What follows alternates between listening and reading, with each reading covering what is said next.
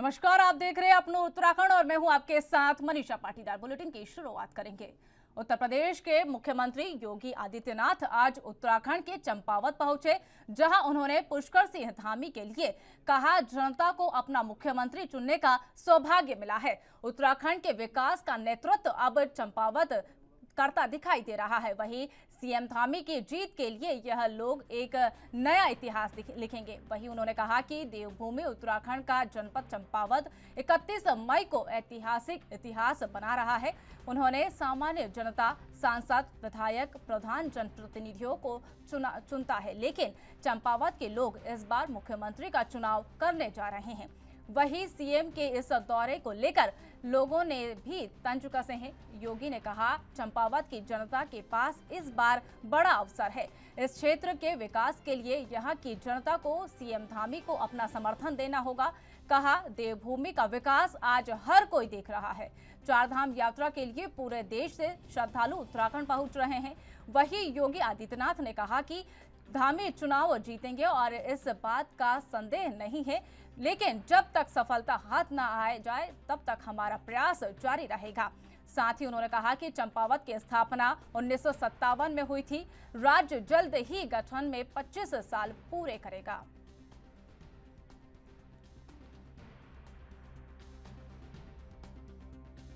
उत्तराखंड की जनता ने विश्वास करते हुए 2/3 बहुमत से फिर से उत्तराखंड के अंदर भारतीय जनता पार्टी की सरकार बनाई है और उत्तराखंड में मुख्यमंत्री के रूप में श्री पुष्कर सिंह धामी जी का अभिषेक होने के साथ ही ये चंपावत का सौभाग्य है कि आज केवल एक जनप्रतिनिधि का नहीं, एक मुख्यमंत्री का चुनाव करने का एक अवसर आप सबको प्राप्त हो रहा है। भाइयों बहनों, चंपावत जनपद की स्थापना 1997 में हुई थी। ये 25 वर्ष आज आपके पूरे होने जा रहे हैं और 25 वर्षों की इस यात्रा में जो सपने चंपावत ने देखे थे, विकास के सपने, रोजगार के सपने, इस क्षेत्र के तीर्थों के विकास की, पर्यटन के विकास की अनंत संभावनाओं को आगे बढ़ाने के सपने, मुझे लगता है मां पूर्णागिरी के आशीर्वाद से वे सपने सब साकार होने जा रहे हैं।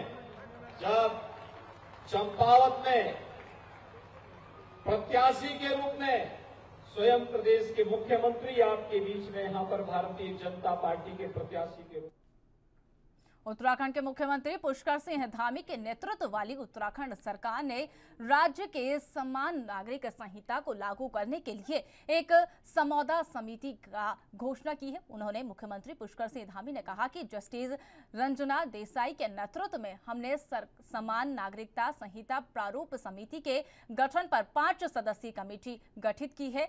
चुनाव से पहले हमने संकल्प लिया था और चुनाव के बाद पहली मंत्रिमंडल की बैठक में सर्वसम्मति के फैसले लिए गए हैं और हम उत्तराखंड के समान नागरिक संहिता लाएंगे।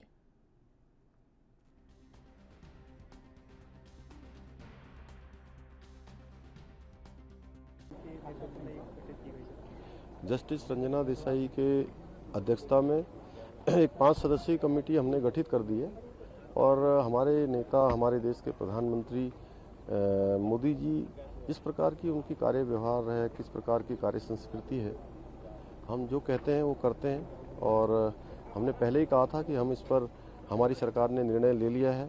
चुनाव से पहले हमने संकल्प लिया था। चुनाव के बाद पहली जो हमारी मंत्रिमंडल की बैठक हुई थी, पहली शपथ ग्रहण के बाद हमने उसमें ये सर्वसम्मति से फैसला ले लिया था कि हम उत्तराखंड के अंदर सभी के लिए समान नागरिक संहिता लाएंगे और उसके लिए कमेटी बनाएंगे। आज हमने वो कमेटी बना दी है और कमेटी जल्दी ही ड्राफ्ट तैयार करेगी और ड्राफ्ट तैयार होने के बाद हम उसको लागू करेंगे। वहीं राज्य में समान नागरिक संहिता को लागू करने के लिए एक मसौदा समिति का घोषणा की गई है। उसमें अपनी प्रतिक्रिया देते हुए कांग्रेस के नेताओं ने कहा कि मौजूदा सरकार चुनाव की दरमियानी ये यूनिफॉर्म सिविल कोड का जिन बाहर लाना चाहती है, जबकि सरकार ने विधानसभा चुनाव 2022 से पूर्व में समान नागरिकता कानून लाने का वादा किया था और सरकार बनने के बाद कमेटी का निर्धारण करने के लिए जनता को आश्वस्त किया था। लेकिन 3 महीने से अधिक वक्त गुजर जाने के बाद भी कमेटी का निर्धारण कर लिया गया है। तो इसके बाद समय बीतने के बाद भी काफी समय निकल चुका है, लेकिन सरकार इस मामले की ओर केवल खाना पूर्ति करते हुए आगे जाना चाहती है। वहीं उत्तराखंड क्रांति दल के नेताओं ने यूनिफॉर्म सिविल कोड को उत्तराखंड की जरूरत करार देते हुए कहा कि राज्य सरकार को बड़ी तेजी के साथ यूनिफॉर्म सिविल कोड पर काम करना चाहिए और जिस कमेटी का निर्धारण राज्य सरकार ने किया है उसे जल्द से जल्द अपनी रिपोर्ट सरकार को सौंपनी चाहिए।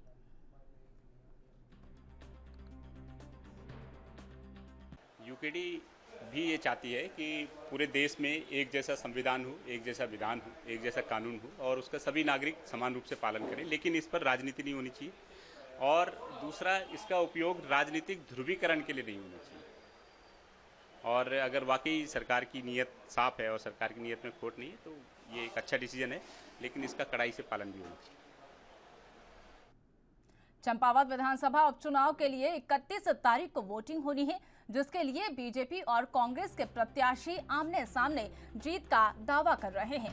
जहां उत्तराखंड के मुख्यमंत्री पुष्कर सिंह धामी के लिए समर्थन जुटाने और भारतीय जनता पार्टी की रीति नीति की जनता को रूबरू कराने के लिए उत्तर प्रदेश के मुख्यमंत्री योगी आदित्यनाथ आज चंपावत पहुंचे, जहां उन्होंने एक बड़ी जनसभा को संबोधित किया और मुख्यमंत्री पुष्कर सिंह धामी के लिए जनता से वोट मांगे।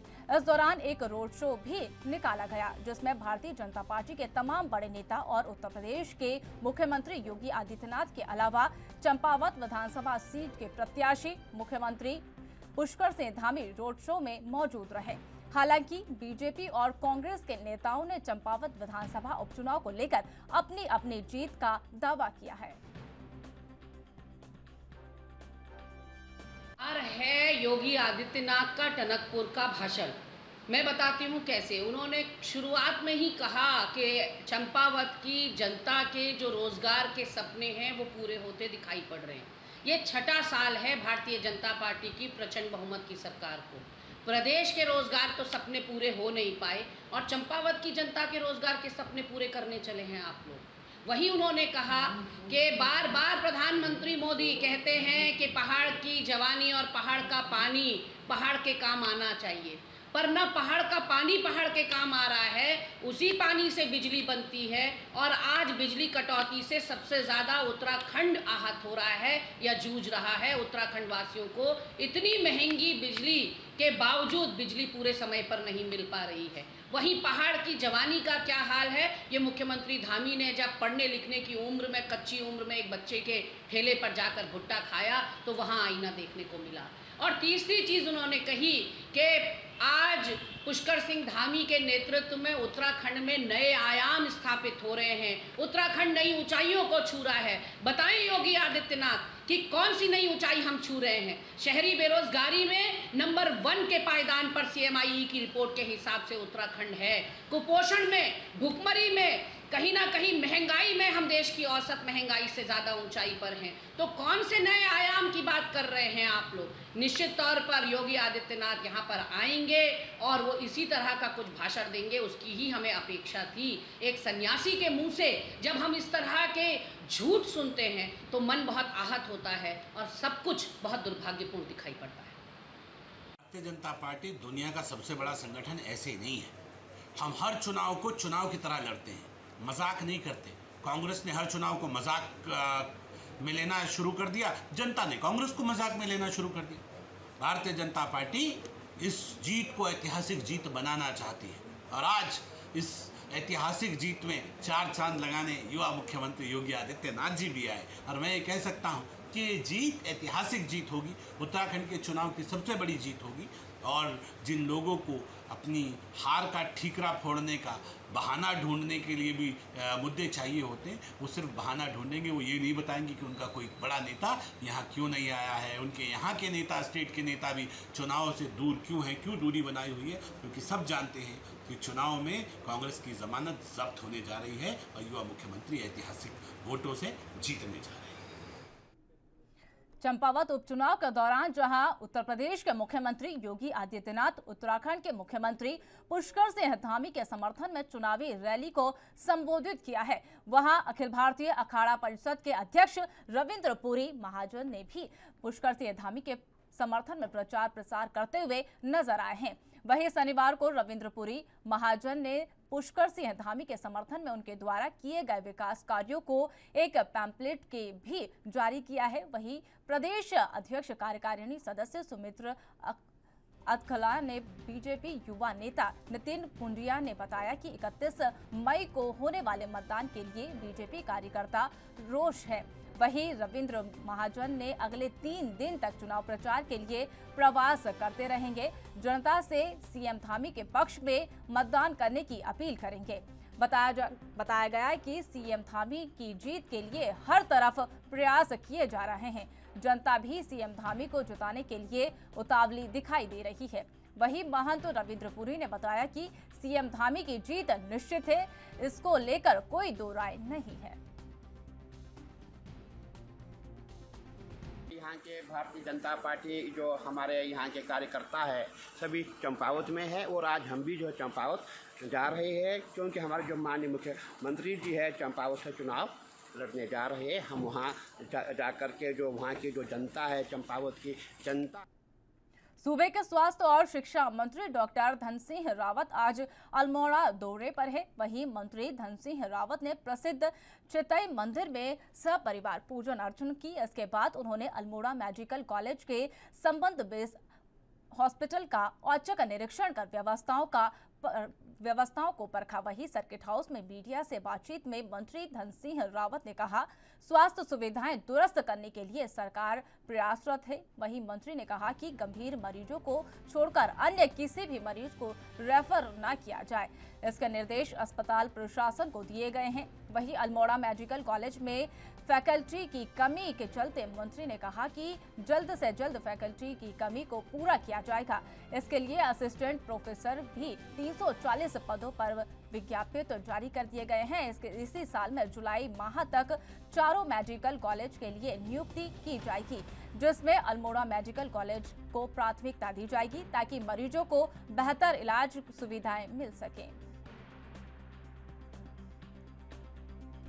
सरकार का प्रयास ये है कि कोई भी, चाहे वो अमीर हो चाहे गरीब हो, अगर कोई बीमार होता है तो उसको रेफर न किया जाए। दवाइयाँ सरकार से फ्री दी जा रही हैं, 207 जांचें फ्री की जा रही हैं, डॉक्टर्स की कमी सरकार के द्वारा पूरी की गई है। और बड़ी खुशी की बात यह है कि अल्मोड़ा मेडिकल कॉलेज अब शुरू हो गया है। यहाँ पे फैकल्टी की थोड़ा जो कमी है वो भी अब पूरी कर दी जाएगी। और असिस्टेंट प्रोफेसरों के लगभग 340 पद हमने विज्ञापन कर दिए हैं और मैं ये कह सकता हूँ कि जुलाई तक असिस्टेंट प्रोफेसर हमारे 4 मेडिकल कॉलेजों को मिल जाएंगे। और सबसे पहले हम असिस्टेंट प्रोफेसरों की नियुक्ति जो है अल्मोड़ा में करने जा रहे हैं ताकि अल्मोड़ा कॉलेज हमारा अच्छा हो। स्वास्थ्य के क्षेत्र में हमारी सरकार लगभग 1350 वेलनेस सेंटर हमने खोले हैं, जहाँ की टेलीमेडिसिन के द्वारा जो है मरीजों का इलाज किया जाएगा। और अब एक निर्णय और किया हमने कि हर वेलनेस सेंटर पे 250 रुपये में पर पीरियड के हिसाब से एक सुबह योगा करने के लिए टीचर रखा जाएगा। जो भी वहाँ पे मरीज आएंगे वो उनको आधा 1 घंटा योगा भी कराया जाएगा, जो साधारण मरीज हैं। तो सरकार की तरफ से गर्भवती महिलाओं को हॉस्पिटल तक लाना, उनको घर तक छोड़ना, ये भी व्यवस्था कर दी गई है। उत्तराखंड विधानसभा अध्यक्ष रितु खंडूरी ने अपने केरल प्रवासी दौरे के दौरान केरल के राज्यपाल आरिफ मोहम्मद खान से राजभवन में शिष्टाचार भेंट की। इस दौरान उन्होंने राज्यपाल से विधानसभा अध्यक्ष को पुष्प गुच्छ देकर स्वागत किया है। इस अवसर पर राज्यपाल और विधानसभा अध्यक्ष के बीच केरल और उत्तराखंड राज्य के पर्यटन गतिविधियों और विकास योजनाओं के संबंध में विभिन्न विषयों पर चर्चा हुई। वहीं राज्यपाल ने उत्तराखंड की प्रथम महिला विधानसभा अध्यक्ष बनने पर रितु खंडूरी को शुभकामनाएं भी थी। वहीं सदन संचालन के अनुभव और उत्तराखंड विधानसभा की संसदीय कार्यवाही के बारे में जानकारी ली।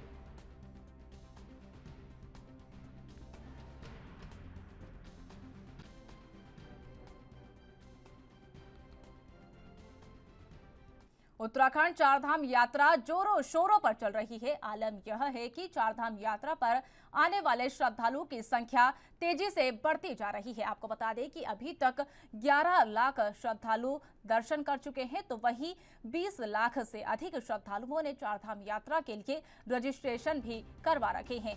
वहीं एक और चारधाम यात्रा जोरों शोरों से चल रही है, तो वहीं दूसरी ओर चारधाम यात्रा में यात्रियों की मौतों का आंकड़ा भी तेजी से बढ़ता जा रहा है। आपको बता दें कि अभी तक 91 श्रद्धालुओं की मौतें हो चुकी हैं। जो पैदल मार्ग है उस पे जो हमारे यात्री आ रहे हैं, जिनको पहले से बीमारी किसी न किसी रूप में है, उनका वहाँ जाना हम लोग बार बार कह रहे हैं कि यदि आपका स्वास्थ्य बहुत अच्छा नहीं है तो यात्रा पे आने से वो बचें। लेकिन उसके बावजूद वो आ रहे हैं, तो अब हमने उनसे अंडरटेकिंग लेना शुरू किया है और उसके बाद भी लोग मान नहीं रहे हैं, अंडरटेकिंग भी दे रहे हैं और कह रहे हैं साहब हमें तो जाना है। लेकिन हम फिर कोशिश करें, मैंने आज कहा है अपने कमिश्नर को, हम जो अंडरटेकिंग ले रहे हैं, जो उनका मेडिकल जाँच कर रहे हैं, क्यों ना हम ऊपर के बाद हम अपने नीचे ऋषिकेश में करें, ताकि उनको हम यहीं पे रोक सकें और फिर वो अपना जो यात्रा जो सही लोग हैं। और ये हमारे लिए भी चिंता का विषय है। इसमें जैसे मैंने पहले भी कहा था, इसके 2-3 मुख्य एक विषय है जिसके कारण ये हो रहा है। एक तो ये संभावना है कि व्यक्ति जो है कोविड के चलते पहले प्रभावित हो, क्योंकि हम लोगों के पास जो भी डेटा एनालाइज स्वास्थ्य विभाग द्वारा किया है उसमें से 62% लोग वो है कि जिनको कोमॉर्बिडिटी हुई है या फिर कोरोना का पहले उनका कुछ ये रहा हुआ है। तो एक संभावना वो एक बनी रहती है और उसको प्रिकॉशन लेने की आवश्यकता है कि ऐसे व्यक्ति वो प्रिकॉशन लेते हुए आगे चले जाए। दूसरी महत्वपूर्ण बिंदु ये है कि लोग बिना एक्लिमेटाइजेशन के इतनी एल्टीट्यूड पर जा रहे हैं। पहले चूँकि पड़ावों के हिसाब से जाते थे, यात्रा 9 या 10 दिन में कवर की जाती थी, तो उस समय में इतनी समस्याएं नहीं आती थी, क्योंकि काफ़ी सारे जो भी गवर्नमेंट के भी आज की डेट में भी देखते हैं, गवर्नमेंट की बसेस अपनी रूट से जाती है और जो उनको दिया गया रूट है उसी पर चलती है। तो सब जगह पर वो अलग अलग चट्टियों पर रुकते हैं, अलग अलग पड़ावों पर रुकते हैं, आगे जाते हैं, तो एक यात्रियों का एक्लिमेटाइजेशन हो जाता है। जो प्राइवेट वाहन लेके आ रहे हैं वो ज़्यादा से ज़्यादा कोशिश कर रहे हैं कि जल्दी से जल्दी हम लोग धाम तक पहुँचे। तो ऐसी स्थिति बन रही है कि व्यक्ति दिल्ली में जो है 46 डिग्री सेल्सियस टेम्परेचर में है, जो उसने कल यात्रा प्रारंभ करते हुए देखा है, और शाम को पहुँच रहा है वहाँ पर जो 4 या 5 डिग्री का जो है टेम्परेचर हो रहा है। एडवर्स वेदर भी जो है इस दौरान रहा हुआ है, तो उसके चलते ये भी ज़रूर है कि आप लोग जब प्राइवेट वाहनों से भी यात्रा करें, रुक रुक के पड़ावों पर जाए और हर जगह पर अपना स्वास्थ्य ठीक है कि नहीं देखते हुए चले जाए। प्रशासन की तरफ से जो व्यवस्था की गई है, एक तो स्क्रीनिंग की जा रही है कि जो भी व्यक्ति यात्रा करना चाह रहे हैं उनको उनकी स्क्रीनिंग की जाती है। जो स्वास्थ्य परीक्षण में पाया जाता है कि ये व्यक्ति ऊपर जाने के लिए योग्य नहीं है या उसका जाना जो है वो खतरे की बात हो सकता है, तो उनको उस तरीके से नोटिफाई किया जाता है, उनको सूचित किया जाता है कि वो वहाँ पर न जाए और उनको परसुएड किया जाता है। इसके साथ ही लगभग 7 जगह है जहाँ पर चारधाम यात्रा रूट पर जहाँ पर इस तरह की स्क्रीनिंग की जाती है और वहाँ से भी यात्रियों को कहा जाता है कि आप आगे। चारधाम यात्रा को संचालित करने में राज्य सरकार पूरी तरीके से विफल साबित हुई है। कोई रोड मैप यात्रा को संचालित करने के लिए सरकार ने बनाया नहीं, और जिसकी वजह से अव्यवस्थाओं का बोलबाला है और लोगों की अकाल मृत्यु। यह वक्त हो चला एक छोटे से ब्रेक का। ब्रेक के बाद फौरन लौट रहे।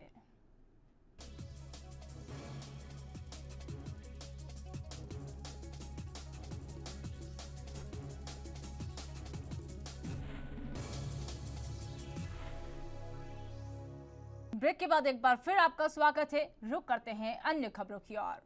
उत्तराखंड के अल्मोड़ा में जनपद की लाइफलाइन राष्ट्रीय राजमार्ग पिछली आपदा के समय हो रही जगह जगह क्षतिग्रस्त होने के कारण लोगों का आवागमन के लिए जंजाल साबित हो रहा है। इसके चलते पर्यटन व्यवसाय को भी नुकसान हो रहा है। वहीं नैनीताल जनपद में खैरनाग से लेकर कबाड़ तक के इस सड़क को 2 लाइन मार्ग बनाने के लिए इसमें निर्माण चल रहा है, लेकिन भरपूर बजट के बावजूद भी इसका निर्माण कार्य कछुए की गति से चल रहा है। जबकि इसको लेकर अल्मोड़ा सांसद अजय टम्टा ने निरीक्षण कर धीमी कार्य प्रणाली को भी तेज करने को कहा है। वहीं उन्होंने नाराजगी भी जताई है।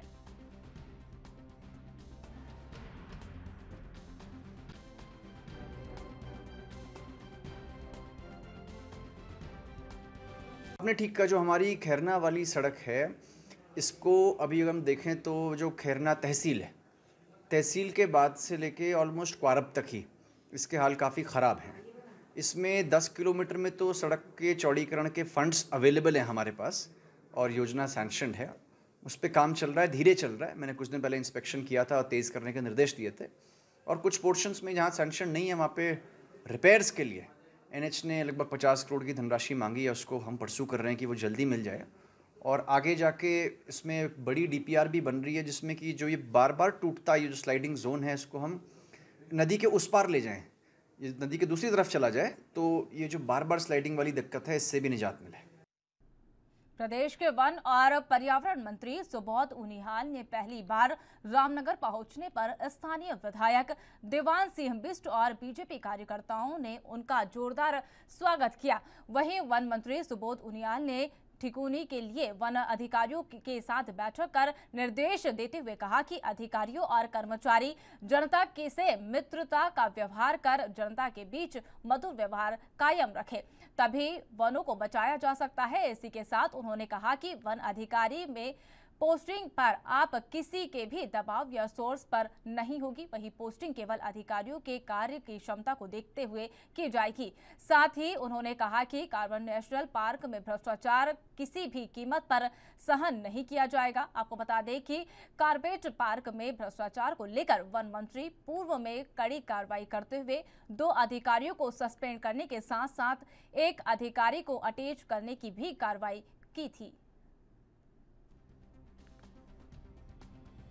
ये एक इंट्रोडक्टरी बैठक थी पहली बार, क्योंकि वन मंत्री बनने के बाद मैं आया था तो पूरे कुमाऊं मंडल के DFO और वन निगम के अधिकारियों को बुलाया गया था ताकि सबसे परिचय हो सके और थोड़ी अपनी सरकार की प्राथमिकता उनको बताई जा सके। पहली प्राथमिकता तो यही बताई गई है कि हमको आवश्यकता है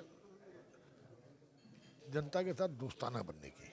जब तक डिपार्टमेंट पब्लिक फ्रेंडली नहीं बनेगा तब तक मैं समझता हूँ हम इस वन बचाने की मुहिम में सफल नहीं हो पाएंगे। लोगों की सहभागिता के साथ, चाहे वो फॉरेस्ट फायर का प्रश्न हो, जो वनाग्नि होती है उसको रोकने का हो, उसके लिए जिस तरह हमने बीच में निर्देश दिए थे कि हर ग्राम सभा में फॉरेस्ट फायर मैनेजमेंट कमेटी बने, जिसमें ग्राम सभा का प्रधान अध्यक्ष और वन पंचायत, युवक मंगल दल, महिला मंगल दल के प्रतिनिधि के साथ साथ राजस्व विभाग और वन विभाग के प्रतिनिधि इस पर काम करें। दूसरा, जो अनधिकृत कब्जे हों, कितना बड़ा भी व्यक्ति हो उसके कब्जे को तत्काल हटाने के निर्देश दिए गए। कि बड़े व्यक्तियों को देखते हुए उन्हें कब्जे करने की इजाज़त नहीं है, इसलिए अनधिकृत कब्जे जहाँ भी उनको हटाने का काम किया। 3 मई से उत्तराखंड में 4 धाम यात्रा सुचारू रूप से चालू हो गई थी, जिसके बाद अभी तक करीब 10 लाख से ऊपर श्रद्धालु दर्शन करने जा चुके हैं। ऐसे में 4 धाम यात्रा की अव्यवस्थाएं सरकार को आईना दिखा रही है। जिस प्रकार मासूम जानवरों के साथ 4 धाम यात्रा में क्रूरता और शोषण हो रहा है, उसे देखकर लगता है कि 4 धाम यात्रा में सरकार पूरी तरह फेल होती हुई नजर आ रही है। वहीं केदारनाथ में घोड़े खच्चरों के साथ इतना बुरा व्यवहार किया जा रहा है कि उनकी मौतें भी होती नजर आ रही है। वहीं मौत होने के बाद उन्हें नदी में फेंक दिया जा रहा है। मैं आपको दोबारा से दोहरा दूं कि हमारी मांगे सरकार से या पशु मंत्रालय से ये हैं कि उसमें सबसे पहले हरे चारे का प्रबंध किया जाए। पहली बात, एक टाइम लिमिट होनी चाहिए कि एक बार में गधा घोड़ा खच्चर जो है वो एक ही बार ऊपर जाएगा, नीचे आएगा। दूसरी बात, तीसरी बात, हर 4, 6, 8 किलोमीटर के बाद एक रेस्टिंग पॉइंट होना चाहिए जिसमें उनको गर्म पानी, थोड़ा सा गर्म पानी और चारा और रेस्ट, उनको बैठाया जाए, रेस्ट करवाया जाए। 5वीं बात, घोड़े के गले में ID कार्ड होना ज़रूरी है, ओनर का रजिस्ट्रेशन होना ज़रूरी है। और 6ठी बात, 15 दिन के बाद, हर 15 दिन के बाद मेडिकल चेकअप होना जानवरों का बहुत ज़रूरी है। तो ये हमारी 5 मांगें और अगर हैं। कोई खच्चर मरता है ओनर की लापरवाही से तो उसका लाइसेंस रद्द होना चाहिए, उस पर फाइन लगना चाहिए। लश्कर में 24 मई को तमंचे के बल पर एक MAI के छात्र ने अपहरण के मामले में 2 आरोपियों को पुलिस ने गिरफ्तार कर लिया है। छात्रों के बेहोशी हालत में 2 व्यक्तियों को एक डॉक्टर के निजी क्लिनिक के बाहर छोड़कर फरार हो गए थे। वहीं चिकित्सक की तरफ से परिजनों को सूचना दिए जाने के बाद परिजन चिकित्सक के निजी क्लिनिक पर पहुंचे और बेहोशी हालत में छात्र को लश्कर कोतवाली में लेकर पहुंची। पुलिस ने छात्र को सामुदायिक स्वास्थ्य केंद्र में भर्ती कराया, जिस पर पुलिस अज्ञात बदमाशों के खिलाफ अपहरण कर कई धाराओं के तहत उनको ढूंढने की तलाश कर रही है।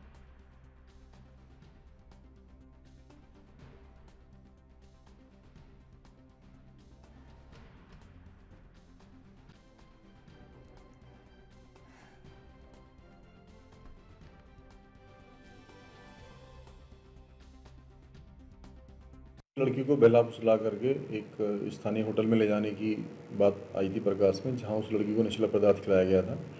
तो उसके बाद लड़की का तबीयत खराब हो गई थी, जिसमें जो लड़का उसे ले गया था वो और होटल मालिक के द्वारा उसे चोरी छिपे हॉस्पिटल के बाहर छोड़ के चले गए थे और घटनास्थल को उन्होंने साफ कर दिया था। संपूर्ण जाँच के बाद हमने आज उस लड़के को कपिल पर होटल मालिक को गिरफ्तार करके आज जेल। अప్పుడు उत्तराखंड में फिलहाल इतना ही और देश और दुनिया की तमाम अपडेट्स के लिए बने रहिए हमारे साथ। नमस्कार।